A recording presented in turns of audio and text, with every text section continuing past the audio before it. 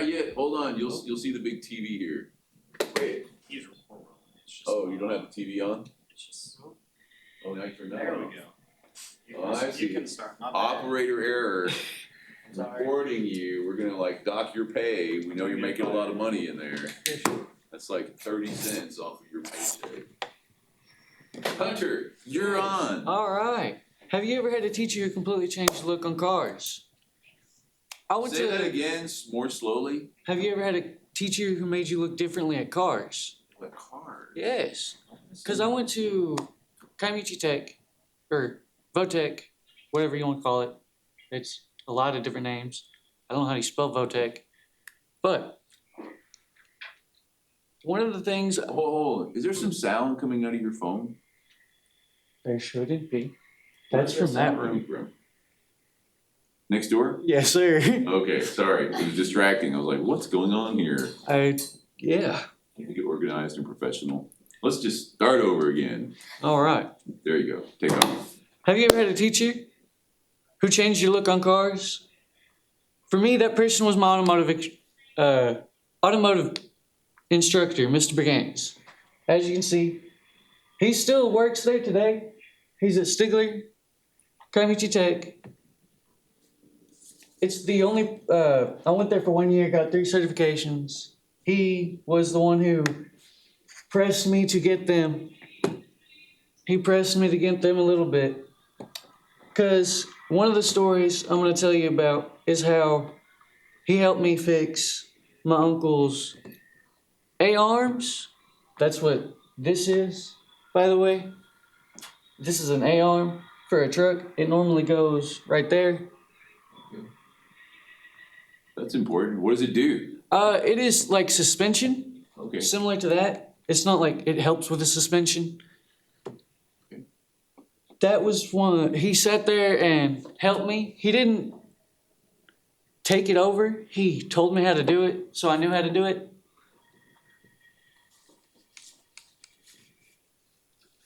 He went step by step. He's a very patient man, but one thing about that man is getting his attention. Because there's like 10 other students, getting his attention was the worst. Love him to death, but getting his attention was the worst. One thing he told me though, was if I was willing to work hard, he'd teach me everything he knew. And that's one of the reasons why I wanted to get the 3 certifications that I have today, that soon go out, that I'm kind of sad about. Putting in the A-arm was tedious. I did have a video, but I don't remember where it went.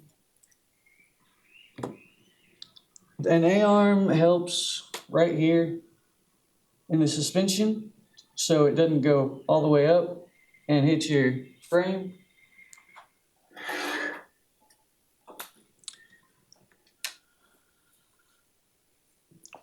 But Mr. Brigance inspired me to become the best student in his class that I could be. He gave me 3 really good skills. He taught me how to do it.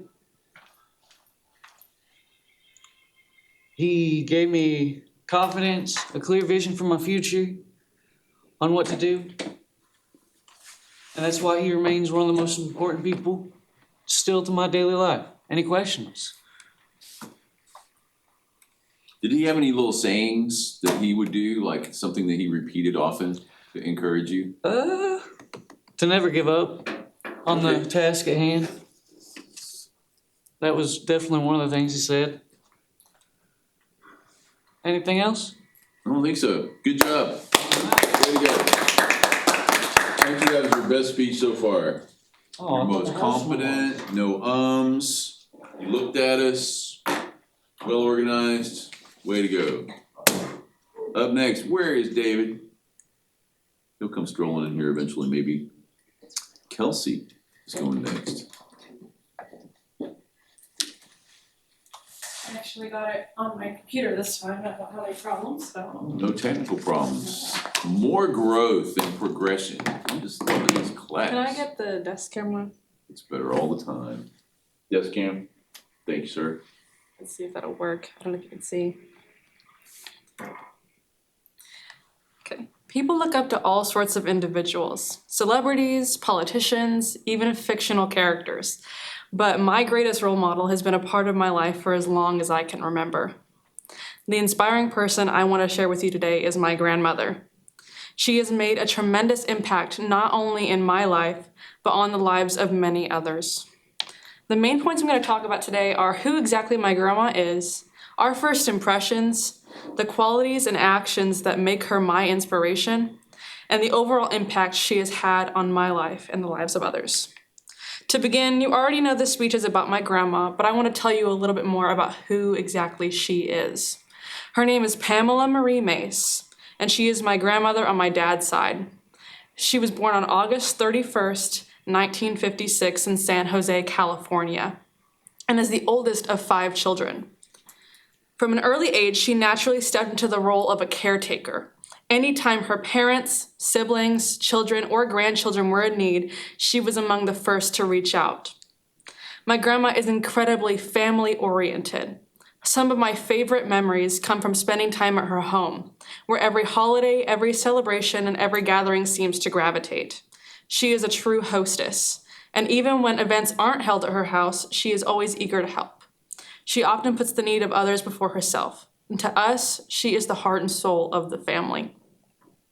I have known my grandma for my entire life, literally. She was even in the delivery room when I was born. When I was young, I spent my days at her home after church or for her to babysit me. But as I got older, I began to ask to go over to her house simply to be with her. She quickly became one of my favorite people. She has always been one of my biggest supporters. She's always been to my basketball games, my recitals, and my choir concerts. In a previous speech, like one of my beginning ones, I talked about how she welcomed my family into her home during a crisis. She has always been there for me, even when it was not easy, and that's who she is. There are countless qualities that make my grandma my biggest inspiration. She has faced many challenges and losses in her life, and the strength and perseverance that she showed through all of them is truly remarkable. In 2016, her husband, my granddad, passed away after a hard-fought battle with pancreatic cancer, only a few months after my sister was born. 2 years later, like I had mentioned before, she opened her home to us when we were moving and needed a place to stay. We lived with her for about a year until May of 2019, when severe weather came and flooded her home and destroyed it, leaving her without a place to live. For months, she stayed with her daughter, and sometimes she stayed with us in our camper until she could find permanent housing. Yet through all of this, she remained full of joy and love, and she continued helping others and never let her circumstances dictate her attitude. A couple of years later, tragedy struck again when her own daughter was diagnosed with the same pancreatic cancer that took my granddad. She passed away as well. And only a few months after that, her own father, her great-granddad, passed away from age and multiple health conditions. My grandma has been through more than most people can even imagine, and I oftentimes wonder how she does it. But no matter what, she continues to be loving and selfless, and she always offers a helping hand despite her own battle she's going through. She inspires me daily, and she is truly the person I hope to become one day. So what's the overall impact she's had on my life? Honestly, I should be asking, how hasn't she impacted my life? I would not be here without her. She not only gave me my dad, but she has given me a living example of strength, hope, and perseverance. Whenever I face something difficult, I think of her. If she can make it through everything she's endured, then so can I. She reminds me to always think of others, to appreciate my family, and to love unconditionally. She taught me the importance of fellowship, service, and gratitude. She has even influenced my decision to pursue higher education. When she graduated high school in 1974, she was already married and didn't have the opportunity to attend college. But about 18 years ago, in 2007, she decided to go back to school at Tulsa Community College to better her education and earn an associate's degree. It took hard work and determination, but she did it to better herself and her career. I come from a family where going to college is not very common, but she did it, and so she showed me that I can do it too. My grandma cares deeply for everyone she meets. She never lets challenges break her. She works tirelessly and loves endlessly. And she is truly the heart of our family, keeping everything moving together while making it appear effortless. She is the most selfless person I know, and she is everything I strive to be. I am incredibly blessed to be her granddaughter and to experience her unconditional love. Thank you all for listening. I hope her story inspires you as much as it inspires me. To never let circumstances determine your mindset and to always look for ways to make this world a better place. Any questions? What degree did she get? She got an associate's degree. Associate's in? Just, I think, business. She was working at Williams in Tulsa, and she was already there, but to get a higher position in her job, she needed to actually have that degree, and so she went and got that to better it. So. Okay, great. Okay, thank you, Kelsey. Good job. My phone turned off. Way to work through your emotions, by the way. That's never easy, but you handled it. You made it right through it, so that was really good. Elena is up next. And I really liked your quote of not letting your circumstances dictate your attitude. That was good.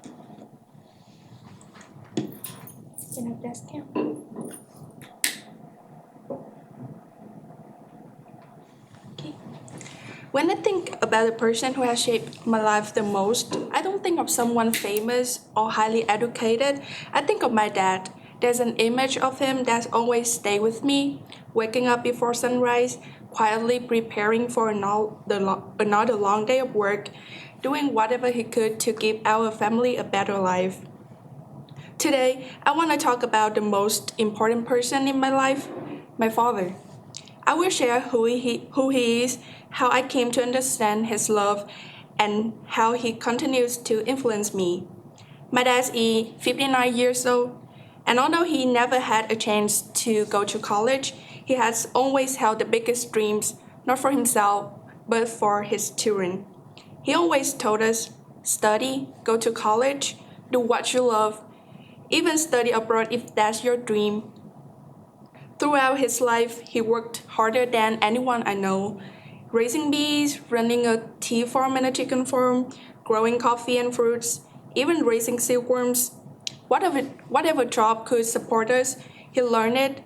He may not have a degree, but to me, he is the smartest person I know because he understands dedication, sacrifice, and love. Of course, I have known my dad in my whole life, but I didn't fully understand his love until I got older. Like many Asian parents, he doesn't say I love you, but everything he does is love. He always tells me to dress warm when the weather turns cold. He wakes up early to make breakfast for me. He waits for me when I come home late. Now I live in the United States while my parents are in Vietnam. He doesn't call me as often as my mom does, but he always sits beside her during every call, listening quietly. And that's his way of showing love, always being there, even without words. My dad inspires me because of his resilience, patience, and his quiet strength. No matter how difficult life becomes, he never gives up. If one job doesn't work, he learns another. If our family needs more, he finds a way to provide it. He has also been my emotional support. The moments when I struggle the most are the ones I remember most clearly. My dad didn't lecture me or tell me what to do. He simply stayed with me. That kind of support is something I will always carry with me. Because of my dad, I am who I am today. Because of him, I value education. I dare to taste opportunities he never had. I felt the courage to move to another country. He has shaped me into someone more patient, responsible, and grateful. In conclusion, my dad is the most important person in my life, not because of any award or title, but because of the love and sacrifice he shows every single day. He may not say, I love you, but he has spent his entire life improving it. There's a Vietnamese word that expresses how I felt about him. Thương. It's a feeling that doesn't fully exist in English, Thương means caring so deeply that someone's pain becomes your pain. It's watching your parents struggle and feeling your heart ache because you wish you could take their burdens away. It's loving someone so much that their worries sit heavily on your shoulders. Thương isn't just love in happy moments, it's the love we feel in the hardest ones. And that's exactly how I felt about him. I hope this reminds you of the people who love you quietly but powerfully and helps you understand the kind of love we call thương. Any questions? I don't think so, that was really good though, very, very good. I like that you brought the word in and explained it, and the nice thing about learning other languages is you learn concepts that we don't even have in the United States. You learn the same thing in native languages, for that example. There are words that we can't really make into English, but they have a different sensibility in that native language. So I appreciate that you brought that in a lot, just that whole concept, the depth of love. Someone's pain is your pain, and you love in the difficult moments, not just the happy ones. I thought that was really good. Also, I'm glad we finally got to see the silkworm and coffee farmer, because we heard about him all semester, but we didn't actually see the man himself. So that was good. Corey is up next.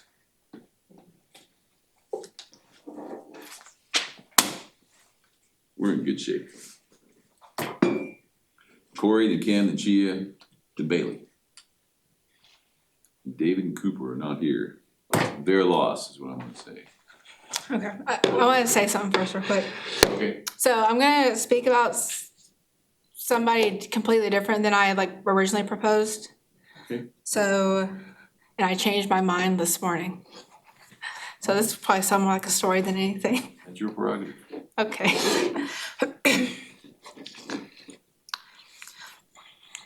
The person that inspires me the most has taught me the most important lesson, and that is to never let fear decide your future.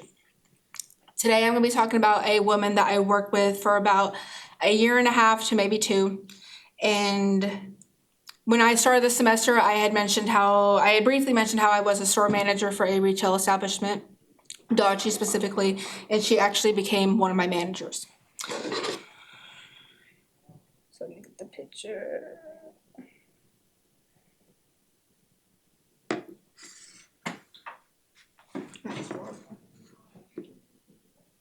Why should dim it down? You see that better? Is that better? Okay. Okay, so this is Charity. I was 21 years old when I met Charity, and I was actually in Arkansas the week that I met her. No, I went to Arkansas the week I had met her. I was actually down there for work. And this was around the time that Dollar Tree was doing like a national hiring day. So since I was down there for work, I had to miss it, and I had to have other managers do the hiring event for me. So they did the interviews and things like that. So while I was down there, I pretty much told them, okay, you all do the interviews, and if you feel like if you come across some good candidates, just let me know. When I get back, I'll go through them. Well, I eventually get back to work, and I see this stack of papers, and there's 15 to 25 of these, and I remember looking at them, and I was like, I really don't want to go through that. I feel like we have enough people at the time. I was fully staffed with managers or just employees in general, and I was like, you know what, we don't need anybody. So I remember a few days go by, and Charity actually ended up calling the store. And she pretty much explained who she was, pretty much said, like, hi, my name's Charity. I had an interview there, and pretty much explained to me, like, her interest in wanting to work there, which that is something that I really liked as a manager, having people call the store and explain, their interest in the job. So I ended up being like, okay, like, I'll set up an interview with you. So I ended up doing an interview with her. And she did outstanding. She was really eager to be there, and she really showed me her interest of wanting to be there. So I remember telling her, okay, well, give me some time. I'll get back to you. Let me think about it, and I'll reach back out to you. And I remember after the interview, I think I had went back out onto the sales floor, and I remember telling some of my other employees about it. And they had asked, they're like, oh, did you interview that, that girl? They're like, did you interview Charity? And I was like, yeah. I was like, oh, do you know her? And they're like, oh, no, Corey, you don't need to hire her. It's like, well, why? They're like, well, they're like, well, how do I put it? Crazy. She is like, I don't remember the words they used. It was like psychotic, crazy, mental. She was like a bad addict. She suffered from psychosis and things like that. And I pretty much was like, well, okay, well, I don't know her. So, I mean, if that's what we heard, like, okay. So I remember going to another one of my managers, and this manager specifically, I really valued her opinion. She had helped me as a person, helped me really grow as a person and a manager, so I really valued her opinion. And I remember talking to her about it, asking her opinion on what I should do. And she's like, are you talking about Charity? I said, yeah. She's like, oh no, Corey. She said, don't let that woman in this building. I was like, dang, this must be really bad if, they all keep telling me the same thing about her. I was like, okay, well, I pretty much took everything, what everyone said, into consideration. And I remember going home that night, and I remember coming back to the store, and I eventually called her, and I was like, hey, you know what, I'd love to have you. So, pretty much gave her a start date, things like that. So I ended up telling everybody else. I said, hey, I'm just letting you all know I hired her, and they all were not like happy about it. And I pretty much told them, because I got I really look mean and like stern and everything when I get all serious. And I was like, look, you don't have to respect my decision, but you are going to respect her when she walks into this building. So she ends up starting, and she ends up being an amazing worker. She is very, what I picked up from her, she was very motivated, determined, energetic, and things like that. And I really like seeing that in people, because I've never really been surrounded by people like that. Well, time had went on, and I unfortunately lost some employees and managers around this time, but fortunately she did stay. And I remember she was down an aisle, and I ended up going up to her. I said, hey, can I ask you something? She's like, yeah. I said, I have a managing position open, and I said, I was wondering if you would like that position, if you would take that into consideration. And she looked at me, and I don't know why all these adults always kept saying, oh no, Corey. They all start off that way. I don't know why. But she's like, oh no, Corey, I can't do that. I don't think I could do that. I was like, okay, that's fine. If you want to take an hour, a day, a week, a month to think about it, that's okay. I will, wait for your response. And it didn't take her long to give me a response. And eventually she became one of my managers, and if not one of the best I've ever had. And I remember talking to her as months had went by, and I was down an aisle with her, and I said, hey, can I ask you something? And she's like, yeah. I said, why did you tell me in the beginning that you thought you couldn't do this? And she's like, well, what do you mean? I said, well, you told me, when I asked you, you told me that you couldn't do this, that you didn't think you could. And she was like, well, because I was scared. I said, well, why were you scared? And she's like, well, I know what people told you about me when you hired me. I was like, yeah, I did. They told me all of that about you. She's like, well, I didn't want to come off that way. That's my past. That's not, who I am. It was who she was. She still holds it with her. But she, it made her it's just part of who she was. And she was like, I didn't want to disappoint you. And I'm sitting there confused, because I'm at 21 in a business aspect with adults who don't respect me as a 21-year-old, because they just think I'm a kid and don't understand or respect my ideas. But she's telling me, I didn't want to disappoint you. And I'm like, well, why didn't you want to disappoint me? And she goes on to tell me, because I respect you. I understand why you do the things that you do. I understand and respect, the things that you do, as a person, and, all of that, how you run your business or what you do with your personal life and things like that. I respect you. And that really, I probably stood there about to cry, because I never had, an adult actually say that to me. So then I went on to ask her, within that conversation I went on to ask her, I said, well, can I ask you, one more thing? I said, well, what made you think, I said, let me rephrase this a little bit for you. I said, well, what made you think you could do this, be, a manager, things like that? And she's like, well, Corey, I never had someone come up to me and ask me that. And she's like, but she's like, in that moment when you said that to me, she said, I didn't think somebody could believe in me the way that you did. And I probably stood there probably about to cry still because she was standing there. She always about made me cry. And she's like, I didn't think somebody would believe in me like, the way that you did. But she said in the end, she said, I wasn't scared anymore.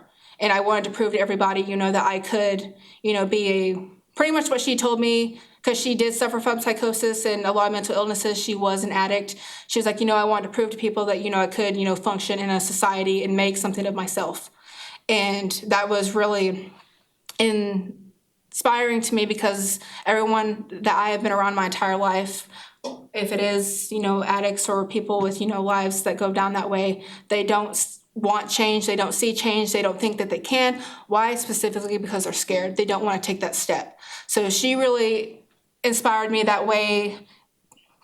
She really inspired me because now, even though I actually don't really talk to her anymore, we kind of drifted apart, like not long after I quit there. That's probably maybe a year ago maybe. But I don't really talk to her anymore, but I still think about her a lot when I make decisions or when I do feel scared.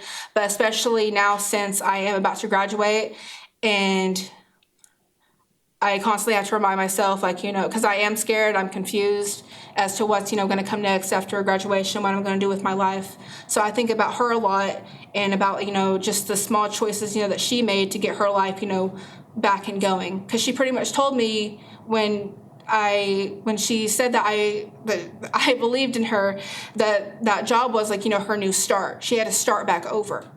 So that really, she overall just inspires me, because she showed me that to never let fear and discouragement stop you from what you are, wanting to do with your life or who you are wanting to be. Any questions? No, very good. Very good. All right, Kim, you're up next. And Chia and Bailey. We're gonna make it. Before you know it, we'll all be smiling, walking out of here. All right, don't have to go back there for a couple of weeks.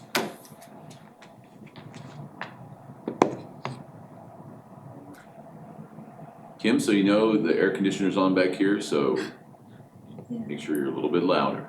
I tried. Okay. So my story begins with a man whose hands are rough from years of working, and that man is my dad. He isn't the type of person who expresses love through words, but through quiet action, long days of work, and endless sacrifices for his family. Today I want to share who my dad is, the quality that make him inspiring, and the impact he made on my life. He was born and raised in Vietnam. He is 54 years old. My dad is someone who has always worked hard, waking up early and coming home late just to make sure our family was taken care of.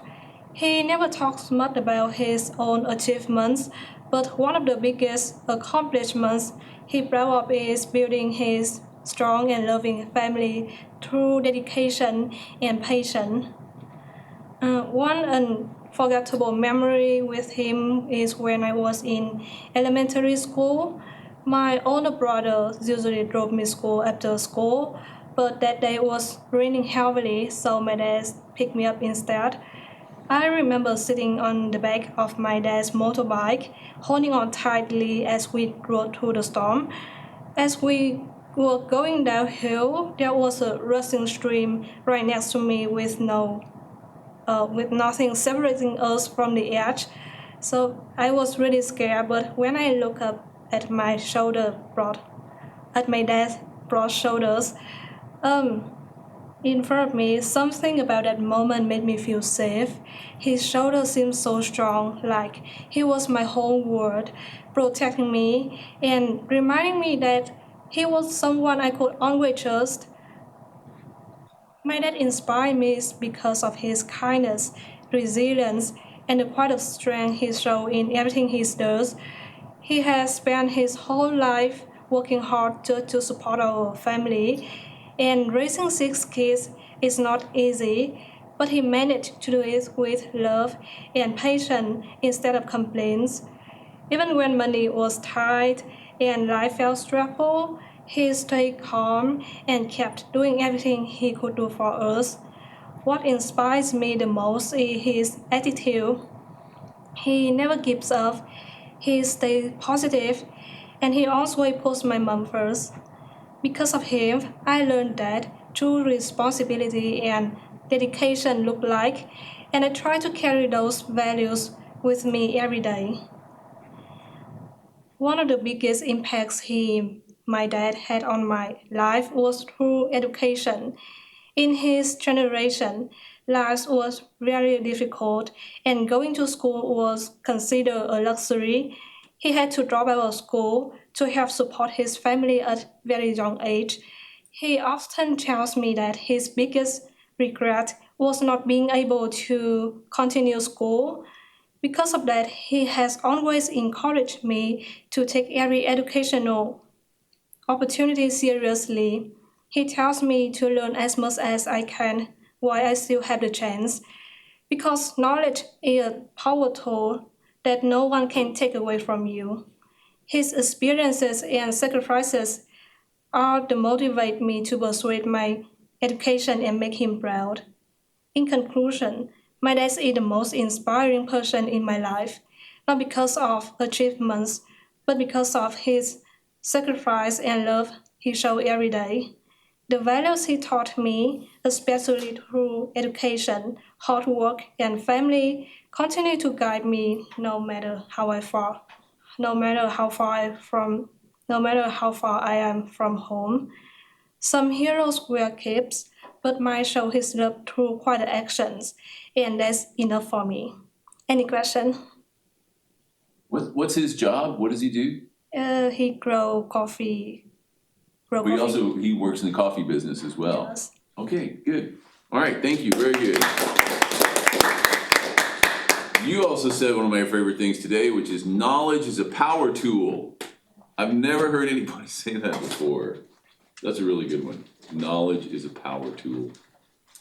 My son used to call the dictionary his secret weapon. I also like that one too.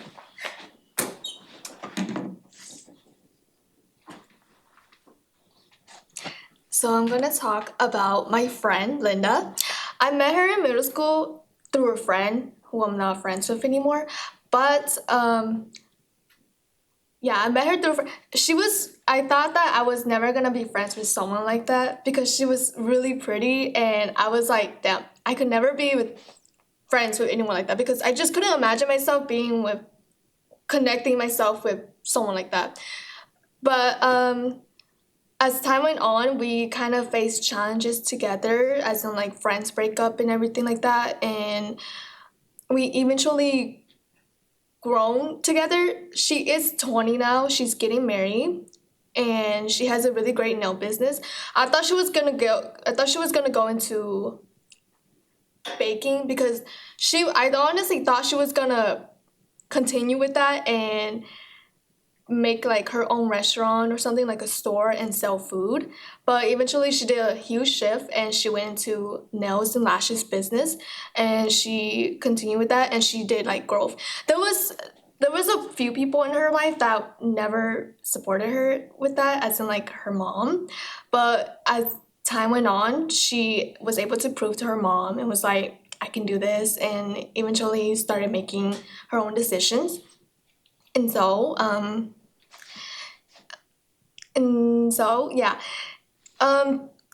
When I first met her, I thought she was very childish and kind of like, I thought she was just kind of, I hope she never sees this, but I thought she was kind of like dumb. I hope she never sees this, and I'm not trying to say it in like a mean way, but the choices she made kind of made me think like, is she serious? But eventually I understood why she did that, because she was trying to make the choices out of like kindness, like out of good intentions. But eventually she kind of says it without thinking. So I kind of understand. I understand it now, but back then I did not understand it. so I was just like, okay, this is weird. Why am I friends with this girl? But I can understand, she is a little gullible, but it is okay because people are it's okay. But yeah, but through all those thoughts that I thought of her, she is doing really well now. So like her nail business, she started really bad. Like, and eventually she did lashes first.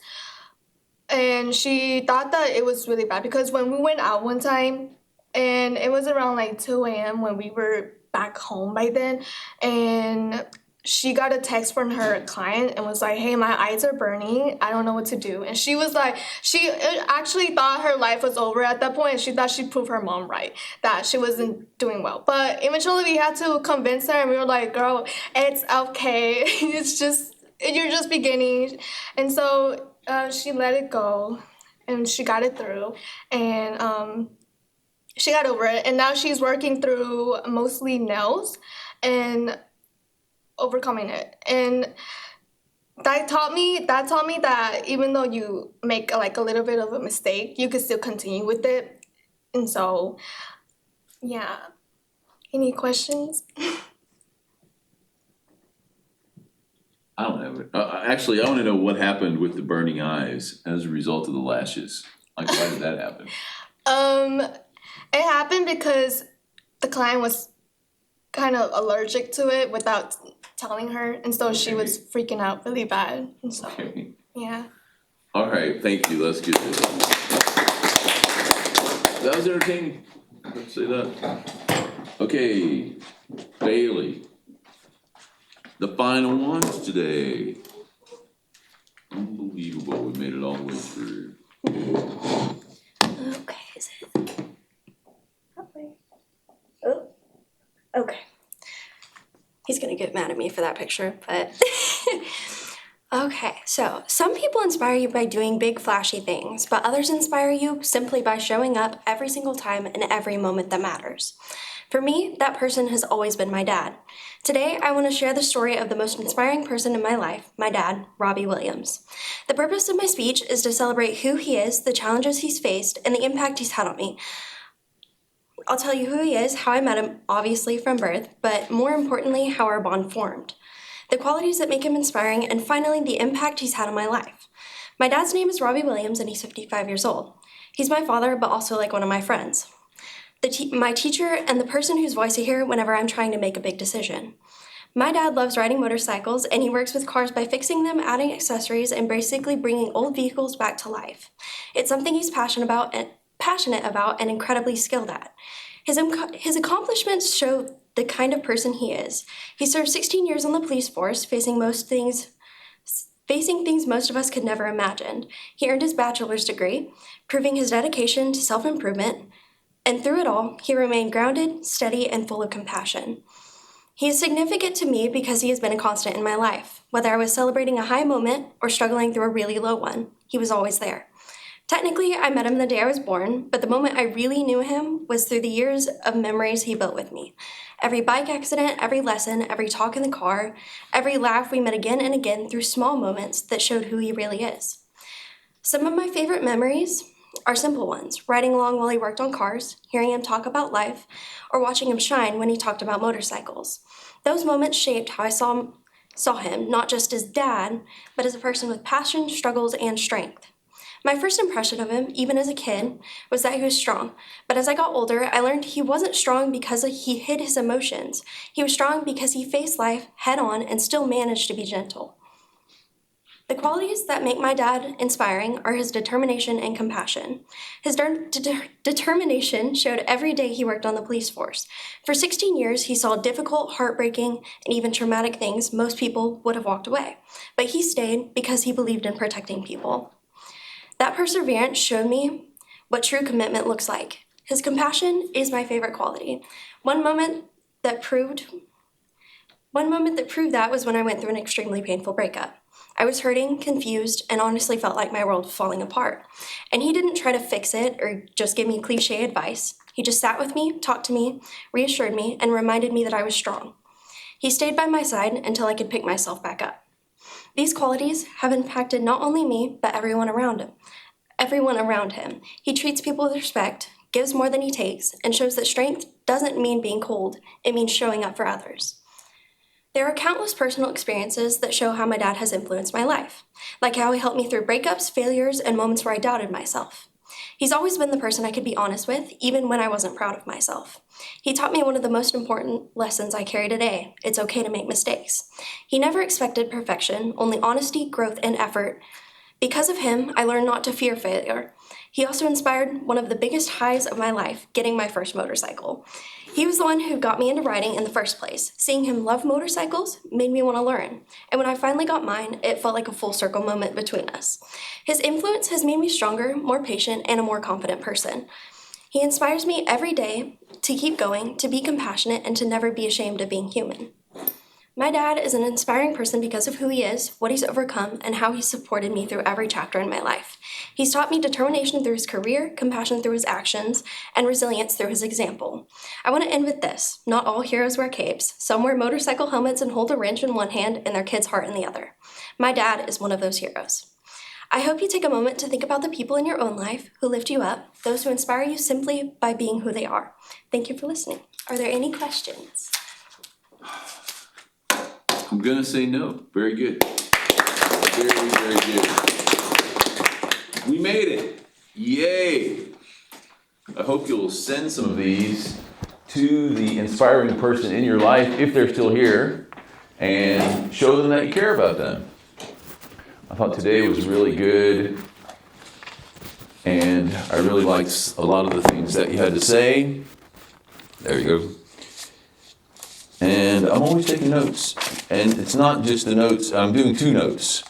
One is my response to your actual speech and how you're doing, and the other are notes on a little notebook over here so I can remember some of the things that you said, because I thought that some of them were very powerful again today. Don't let circumstances dictate your attitude. This Vietnamese word, Kun, is it K-U-N? No, it's Thuong. T-H-O-U-N-G, Tung.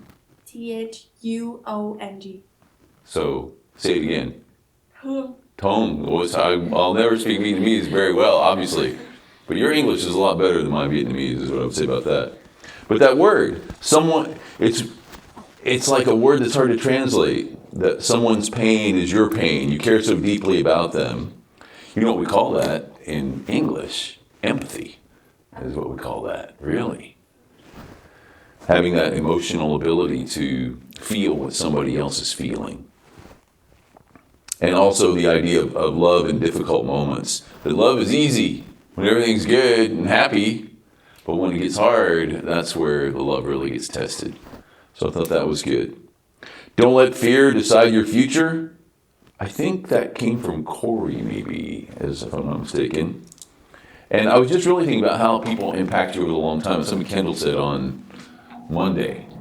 But you never really know who you're going to run into that's going to say something that's going to be impactful to you. It's kind of like what she was saying about her friend, that initially she thought, this person, I don't know, they're like a little off center. But then they turn out to be inspirational. And one thing I also noticed, and these are odd things for me, but I think Kelsey mentioned her grandma is maybe 59 now? She's 69. 69 now, okay. I'm actually kind of glad to hear that, because for some reason I thought it was 59. I don't know if something happened in her life when she was 59, or maybe I just misheard 69. I was like, God, I'm older than Kelsey's grandma. What does that say? But I'm not quite as old as your grandma, so that made me feel a little bit better. Okay. I'm definitely older than all your parents as I hear all that go on, so. But that's okay. Perspective. Knowledge is a power tool. I don't know, I'm gonna go put that up on a bulletin board outside of our department. And the other thing I got out of that, and I think Bailey may have said this, strength is showing up for others who need it. That's really a powerful thing. You know, I liked back to Hunter's thing of the teacher. His opening thing was, you ever had a teacher who made you think differently about cars? No, I haven't personally, but let's hear what you have to say. And here we hear the story about this teacher who was willing to give all of this time to Hunter if he was willing to show interest. Just show that interest. So I thought you all had just really good speeches and comments today. And we have about 4 minutes left. Do you have any questions about anything that's going to be happening over the next couple weeks or how we're going to finish or anything? I'll restate that for you one more time, that of course we're out for the next almost 2 weeks, week and a half. And when we come back, we will be setting up for your final speech, which everyone has to be here on the day. We have to have a final exam, and that will be an impromptu speech. And I think what we'll probably do is talk about the impromptu speech and then roll through a short practice on it. This is really just a couple of minutes.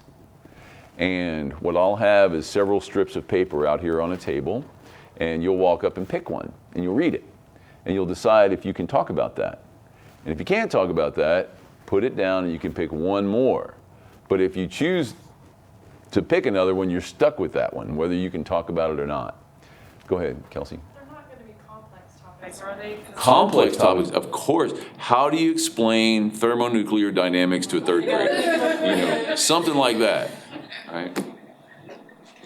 No, it won't be too complicated. It's more things that are general knowledge. What I'm really interested in is you speaking off the cuff about something that you really weren't prepared to talk about and how you do that. Bailey? So will the speeches be recycled, or will each person have their own? No, once you've done that strip of paper, it's out. Okay. So it tends to narrow down to what's left. But there should be enough. I try and have 25 out there. There's 20 of us. Or now there's not even 20. There's more like 18 or 17. That there are enough for people to put things down and pick another one up. So, and those are enjoyable, but it gives me an opportunity to talk about extemporaneous speaking, because that really is the one thing that we haven't done a lot in here. This is close to it because it's a special occasion speech. And that is something you will run into at some point or another. It may not be a formal speech in front of a assembled crowd with a microphone and a podium. It might be your family. But you have a sense of how you set it up, how you accomplish it. And one thing I would always say is anecdotes matter. The stories that you have to tell matter. And with Bailey, I was almost going to ask her, she said something kind of general at the outset. He was there for me in my low moments and my high moments. And then she kept going. And at that moment, I want to hear a low moment and a high moment. That's an example. Then later on, she got to that low moment and explained it. So I was like, okay, you did get there. But specific details always make your speaking more powerful. And even that word, learning that, details, the difference between the verb and the noun.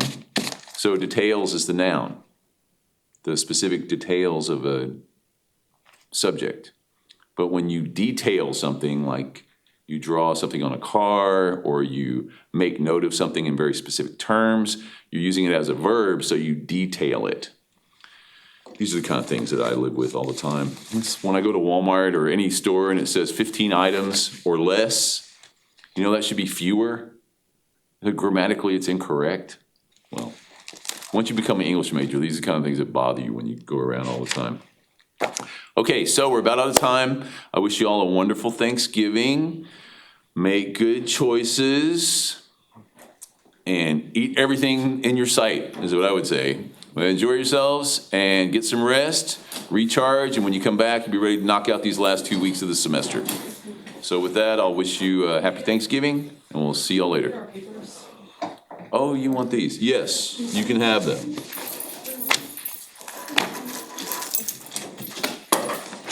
Hunter, there you go.